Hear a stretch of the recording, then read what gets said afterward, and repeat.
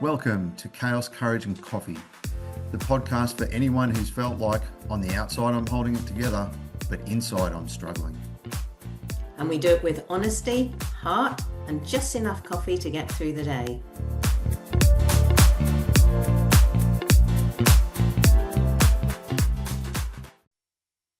Good morning, Vanessa. How are you?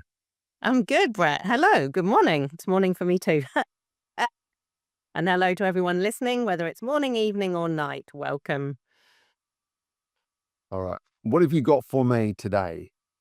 I had an idea actually of something I would like to talk about. So I thought I'd put it to you. And actually, what's really funny, when I thought about it, it actually came up as a song. And it's a song I assume everyone's going to know it, or we on an age thing now. But the topic I was thinking about is what I want. What do you want? What you really, really want? Okay, Spice Girls. Girls? But yeah, what do you want? Gosh, there's so many ways this topic can go. Because when I talk to people as a coach, helping mums specifically, and I say, what do you want? Because that's what it's about, really. That's where we start. But then it gets interesting. So I don't know. I'll see what have you got to say on the topic before I go off down my rabbit hole? I think we've had a lot of discussions around this in the past, and I know where you're going to take this, and I agree 100%, but I don't want to steal your thunder, so I'm not going to talk about that. When we talk about what we want, a lot of people aren't clear on what they actually want. Excellent. I love it. What do we want? But they're not clear on what they want. They're not. We ask the question, what do you want? And a lot of the answer is, well, a small part of the answer is, I don't know. But a larger part of the answer that we get most often, especially when we're asking people, whether it's my veterans or mums or really anybody, when we ask them, what do you want? There's really two answers that they give us. The first answer is, I don't really know. And the second answer, and I know, Vanessa, this is where you want to take this, so I'll throw it back to you. The second answer they give us is? What they don't want. Well, maybe that is part of I don't really know. It's a step-by-step thing, isn't it? It's like, I don't really know. I know what I don't want. Yeah, I think you're right. I think it is. It's necessary. So when we're figuring out what we do want, we also need to be able to identify what we don't want, because that can help inform the do want. Because we flip it. Yeah. Because does this happen for you? So I'll say to people, so okay, why have you come for some help? What do you want? And they'll say, oh, I'm so stressed. I don't want my kids misbehaving. I don't want this and I don't want that. And I let them explore that a little bit. And then I kind of re-prompt them and say, okay, now what do you want? And normally they go back into a little bit more of what they don't want. So I'm assuming this is normal with all kind of coaching. Maybe it's not. Sometimes I feel we have to empty the barrel of what we don't want and then a prompt a third or fourth time and say, right, so what do you want? And I guess it's at that point we can then flip. Well, if I don't want this, I don't want the stress and I don't want that. Right, what's the opposite of that? I think the opposite is valid to a point, but that's not always the answer either.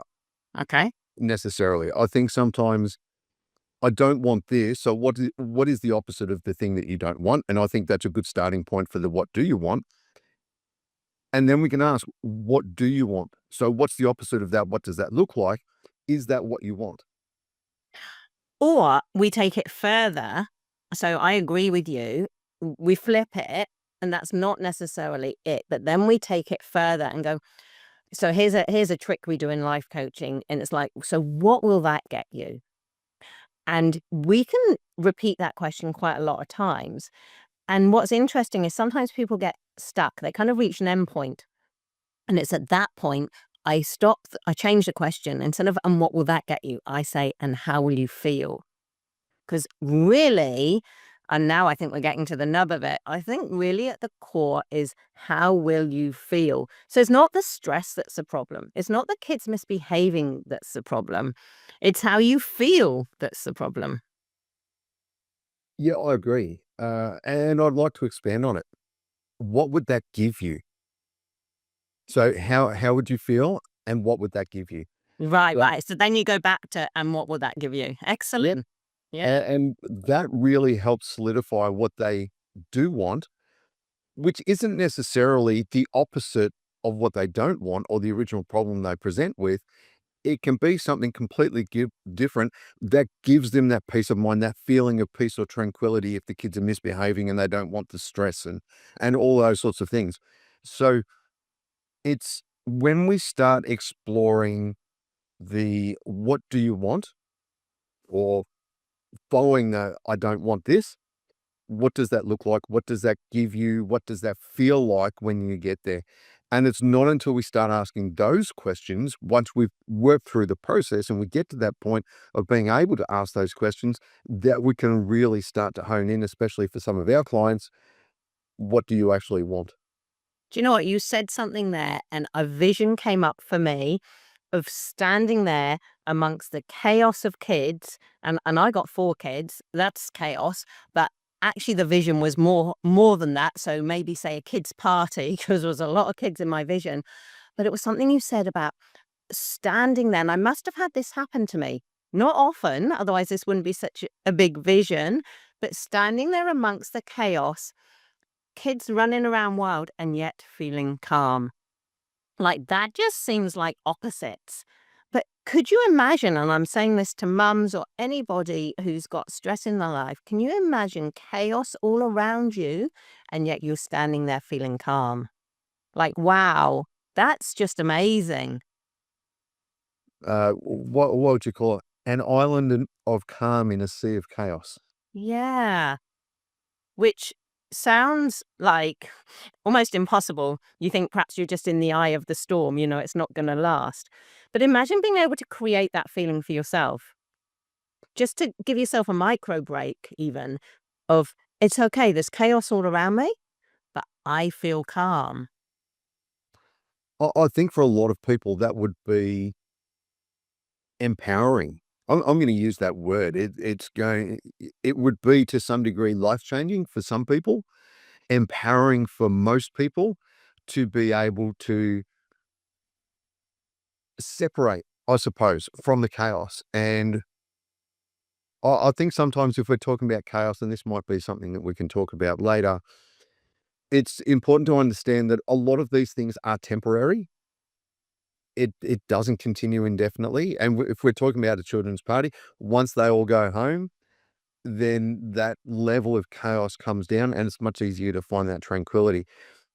There's an advertising campaign here in Australia, and I don't remember who it's for. I just remember the basic premise of the ad campaign is you might think I'm doing this, but really my mind is elsewhere doing this other thing. I'm on holidays in the Fiji. I don't know. And it's being able to, I think, sometimes separate out or realize that it's not forever. And as you say, finding that calm in the midst of the chaos. And I think we've gotten away from the what do you want, what don't. It was about to bring us back to that. So well done. Yes, let's get back to that. So when we work through the I don't wants and we start to identify what we do want, we ask those questions. What will that give you?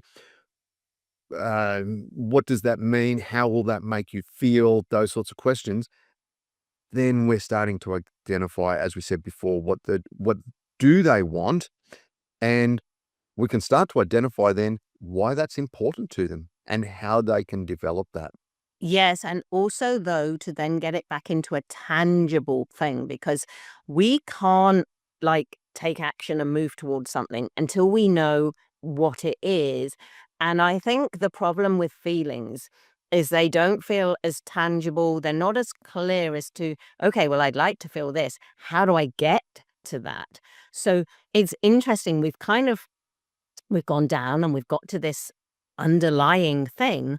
And it's almost like we've got to come back up now to make it something real that we can start to achieve. Because that was the first step. What do I want? What do you want? What do you really, really want? And when you really, really know it, then how are you going to get it? I think that's, yeah, you're correct. That's the next logical step. It's the first step. Well, first step is identifying what you don't want, then working through that process to identify what you do want, and then identifying how do you actually do that? What are the steps? What are the actions you need to put in place? What is the thinking change that needs to happen for you to be able to have the thing that you really want? Now, here's a caution, because here, when you were talking, I can see where it goes wrong for people. So what they do is they do the what I really, really want, and they get down to it. And then they start the, okay, how am I going to get that? But where it goes wrong, because how I'm going to get it is like a strategy. It's the steps. It's the reality of it. But where they go wrong is they didn't get to what they really want. And so they're doing the right process, but what they really want wasn't clear. It wasn't quite spot on. And so the strategy, and they put so much time and effort and energy into it. And then they wonder after, it can be ages. It could even be years. And you get through that and you're like, but why am I still not happy? I've now got what I wanted. I've set up my plan. I've followed it. I've worked so hard. So I just want people not to spend too much time on that if they're a little bit off target with what it is that they really want.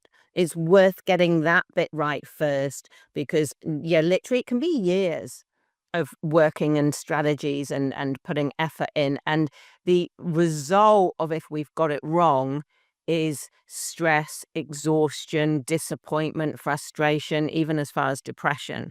So it's this really crucial bit. Do you agree? Yeah, I do. And I think it's important,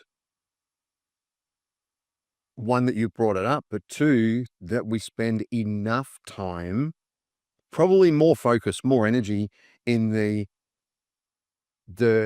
identifying what we do want and why that's important. Because sometimes we can say, I want this, but it's not, it doesn't align with who we are as people. And it can come back to goals or behaviors or those sorts of things. If the thing we're saying doesn't align with who we are individually, then achieving it or doing it isn't going to give us the satisfaction or the peace or whatever that we're looking for. So spending the time, I think you're right, spending the time really delving into, and this is where a coach can be really beneficial. A lot of people can do it by themselves, but you might not get the same results. But spending the time with a coach who can ask you those questions and really delve deep, there are not tricks, but there are processes we work through to really get you to think about this in a really deep and meaningful way, can pay dividends, and make sure that what you're trying to achieve is actually aligned with who you are as a person, as well as helping you with the strategies to get there. Yeah, and I want to touch more on that to help people understand what you're saying about, being aligned with who you are as a person. Because what happens is, and this is common for a lot of people and you don't realize it, is you're trying to get to be something or do something that's not truly you. And this isn't anybody's fault that this happens, but it's come from childhood. It's come from the culture that you're in, and you're like molded into this way of thinking or believing. Or you might have something like I used to have, which was being a people pleaser. And again, that takes you off track of what you think you really want. It's not actually real. So yeah, don't be disappointed if you're not finding what's truly aligned with you, or you do go down the track and when you start to get there, you think, no, that's not really it, because it's not your fault. It's truly how life is. When you're a child and you're just brought up in this family, you're brought up with your family's values and morals and everything. We can then spend our life thinking it's our thing. A common one might be you become a doctor because your family's doctors, and everybody's a doctor, and it's just believed you'll become a doctor, and you wonder why you're not happy, and you've put all this effort in, you've done exams, you've done work, you've worked really hard, you've done really well, until the day you realize, but I actually never wanted to be a doctor. That wasn't my choice. I thought that was me. I thought that would make me happy. Maybe I was just trying to make my parents happy. Maybe I didn't even think, because it was just what we do in our family. So no kind of nothing against you as a person or your family. It's just how life works. Now's the time to stop and address it. And as Brett said, let's check that it is aligned with you. Like it's what you do. Back to the song. It's what you really want. Luckily I can't sing, and I won't even try. Otherwise, if I was a singer, we'd have it in here by now. Maybe we need to pull up that recording and just play that little bit. But no, we won't go there. All right. Get my backing singers in.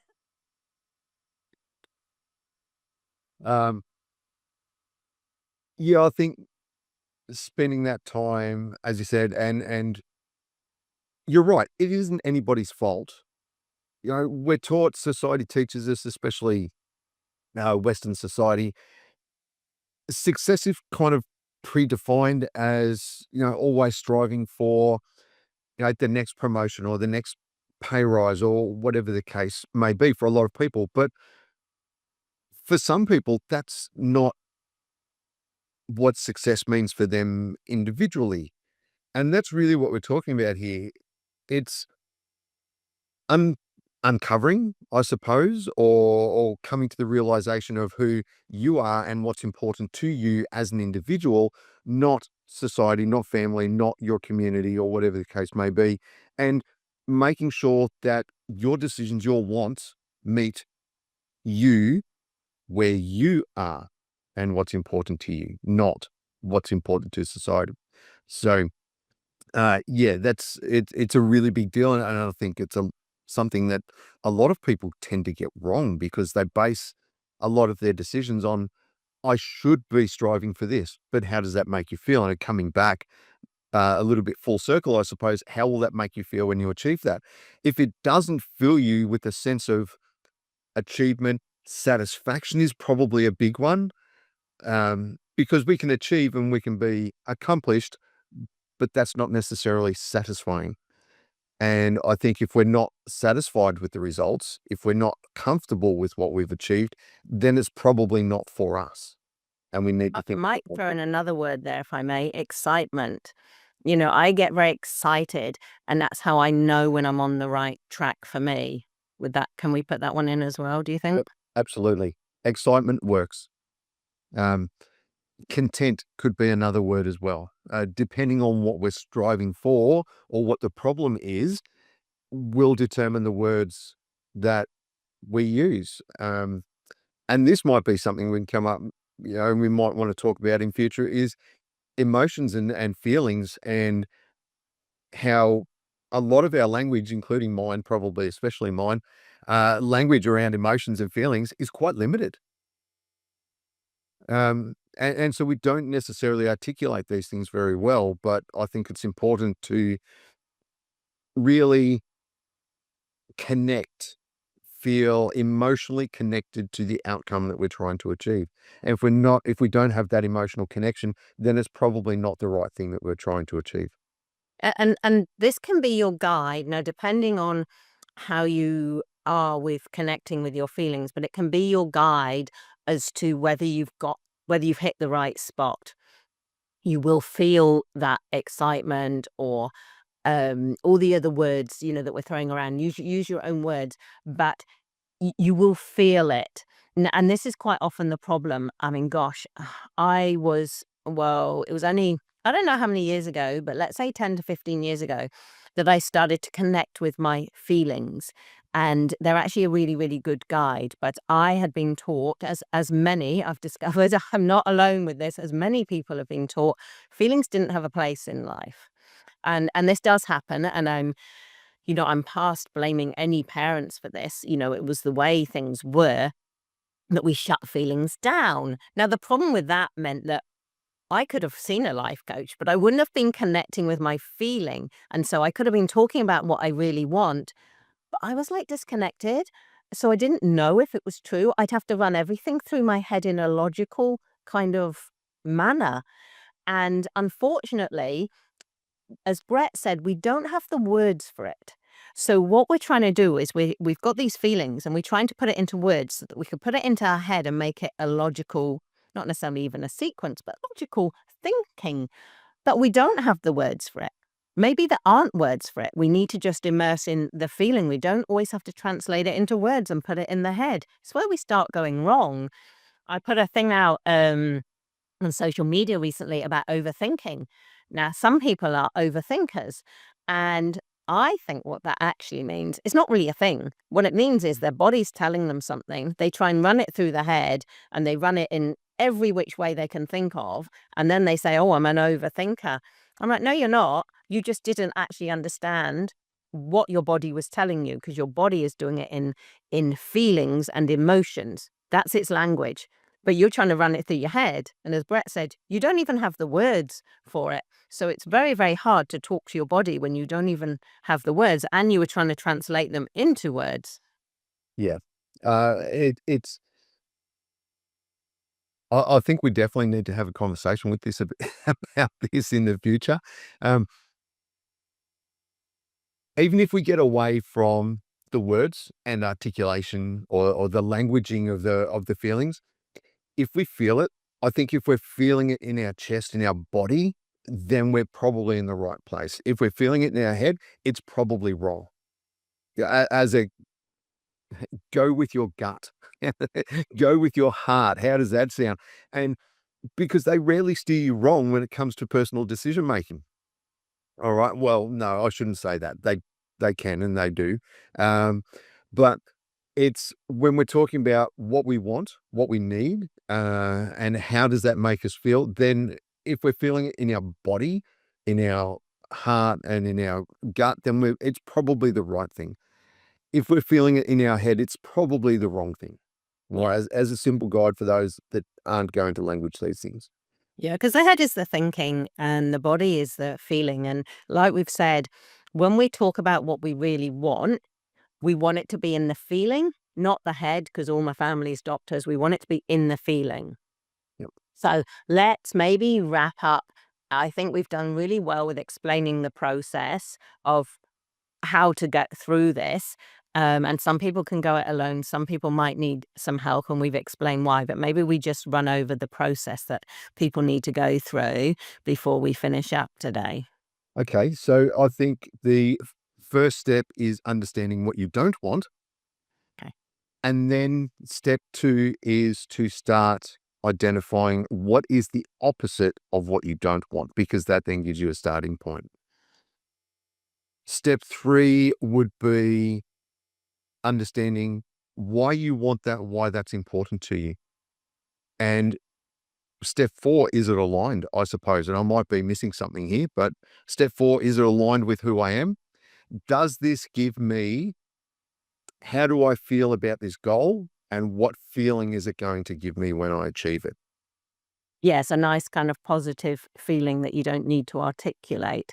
And then you are in a position to come up with strategy. This is where the head can come in, the strategy, the logic, the actions. But please don't jump to this step. Do all the groundwork in those first few steps. And I think we've labored that point and explained why.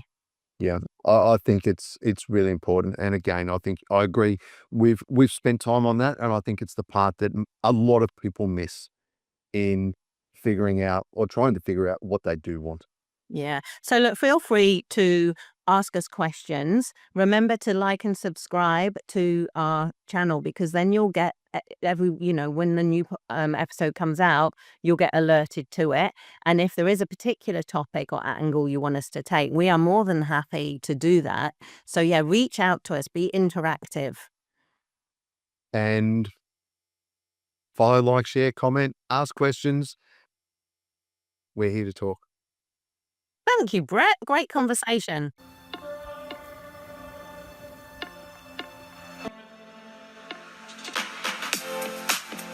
Thanks for being with us today on Chaos, Courage and Coffee. Remember, you're not alone and you don't have to figure it all out at once. What part of today's conversation stood out for you? This podcast is about showing up in the mess, not waiting until it's all sorted out. If today helped, share it with someone else who might need it too.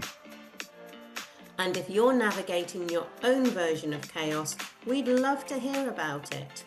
Leave a comment, message us, or join the conversation. We'll be back soon with more honest talk, less pressure, and just enough courage to get through whatever's next. See you next time on Chaos, Courage and Coffee.